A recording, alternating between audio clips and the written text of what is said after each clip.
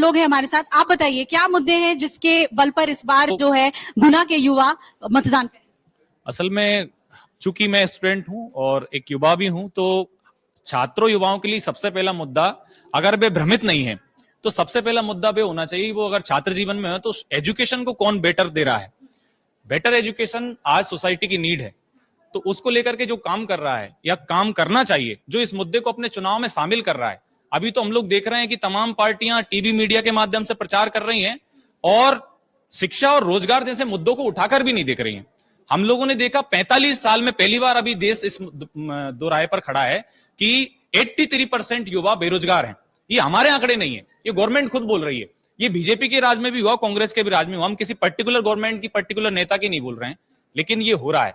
तो हमारा सबसे पहला मुद्दा यह है कि गुना के अंदर 70 साल में अभी तक कोई भी गवर्नमेंट, जो नेता बड़े बड़े वादे करते हैं, एक भी उपक्रम यहां पर लगा नहीं पाए, है ना। राधोगढ़ क्षेत्र में एक उपक्रम था, शक्कर कारखाना था, पिछले 10 साल से बंद पड़ा है।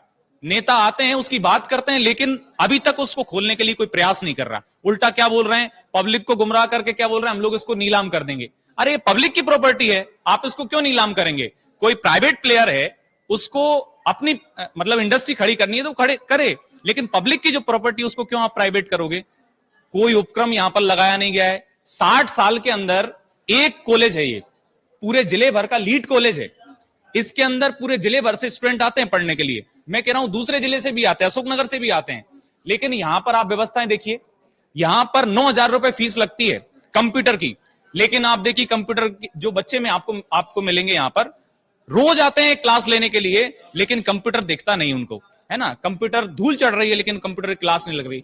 मैं यहाँ के प्रिंसिपल से आप पूछ कर जाइए, यहाँ के प्रशासन से आप पूछिए कि गुना के अंदर ये कॉलेज 60 साल से है, बायोटेक का यहाँ पर विषय है, एक भी टीचर बायोटेक का यहां पर मिलेगा नहीं आपको, लेकिन बच्चों से फीस ली जा रही है बकायदा, और फीस लेने के बाद में जब वो आ रहे हैं दर दर भटक रहे हैं, फिर उसके बाद घर जा रहे हैं। ये एजुकेशन की स्थिति है आजादी के 75 साल बाद, और सरकार मना रही अमृत महोत्सव।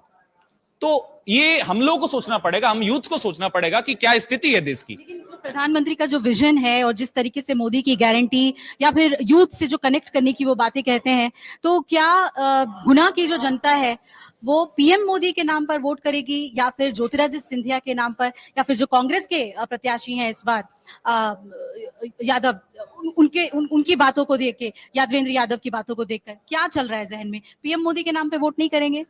देखिए, मैं सीधी सी बात बताऊं कि हम डेमोक्रेसी में रहते हैं, और डेमोक्रेसी में अंधभक्ति ठीक नहीं है किसी भी व्यक्ति के प्रति, चाहे कांग्रेस के प्रति हो, बीजेपी के प्रति हो, किसी के भी प्रति। तो हम लोग ये बोल रहे हैं कि हम हमारे क्षेत्र का एक सांसद इसलिए चुनते हैं, अगर पीएम मोदी के नाम पर ही वोट देना है, राहुल गांधी के नाम पर ही वोट देना है, तो फिर सिंधिया जी को यहां खड़ा करने की जरूरत क्या है? राव यादवेंद्र यादव को यहां खड़ा करने की जरूरत क्या है, जब राहुल गांधी के नाम पर ही वोट मांगना है? तो दूसरी बात रही गारंटी की और न्याय की। हम लोग आपसे ये बोलना चाहते हैं कि अभी जो कांग्रेस है वो बोल रही है कि हम लोग न्याय देना चाहते हैं। किसका न्याय देना चाहते हैं? क्या न्याय देना चाहते हैं? 60 मतलब लगभग 50 साल तो आप सत्ता में रहे, आपसे परेशान होकर जनता ने बीजेपी को चुना।